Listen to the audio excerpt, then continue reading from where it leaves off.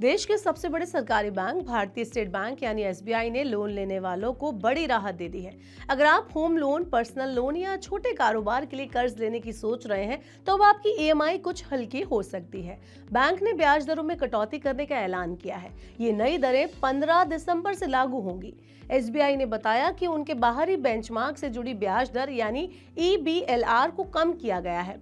ईबीएलआर मतलब external benchmark lending rate, एक ऐसी आधार ब्याज दर होती है जिसके आधार पर बैंक अपने फ्लोटिंग रेट वाले लोन जैसे होम लोन और पर्सनल लोन की ब्याज दर तय करते हैं। आसान शब्दों में, इजी लैंग्वेज में अगर मैं आपको बताऊं तो जिन ग्राहकों का लोन ईबीएलआर से जुड़ा होता है उनकी ब्याज दर सीधे इसी आधार दर के बढ़ने या घटने पर बदलती है, घटती भी है और बढ़ती भी है। तो इसलिए जब भी ईबीएलआर में चेंजेस होते हैं तो उसका सीधा असर ऐसे लोन की ब्याज दर पर पड़ता है। अब एसबीआई ने अपने बाहरी बेंचमार्क से जुड़ी ब्याज दर यानी ईबीएलआर में 0.25% की कटौती की है। पहले ये दर 8.15% थी, जिसे अब घटाकर 7.90% कर दिया गया है। ये नई दरें 15 दिसंबर यानी आज से लागू होंगी, जिससे लोन लेने वालों को राहत मिलेगी। एसबीआई ने बताया कि उसने बाहरी बेंचमार्क से जुड़ी ब्याज दर यानी कि ईबीएलआर को कम किया है। पहले ये दर 8.15% थी, इसको अब घटाकर 7.90% किया गया है। इजी लैंग्वेज में समझे तो ईबीएलआर वह आधार दर होती है जिस पर फ्लोटिंग रेट वाले लोन की ब्याज दर तय होती है, यानी जिन ग्राहकों का लोन इस दर से जुड़ा हुआ होता है उन्हें सीधे तौर पर फायदा मिलेगा। असल में ये फैसला आरबीआई के कदम के बाद लिया गया।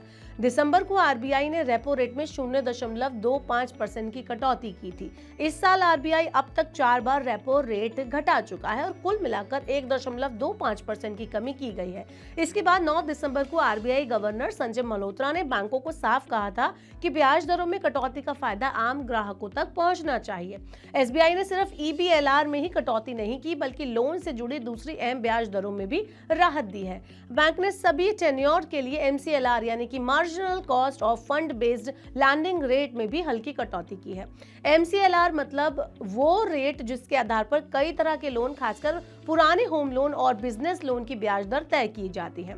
इसके अलावा एसबीआई ने अपनी बेस रेट में भी कमी की है, जो अब पहले के मुकाबले 10.00% से घटाकर 9.90% कर दी गई है।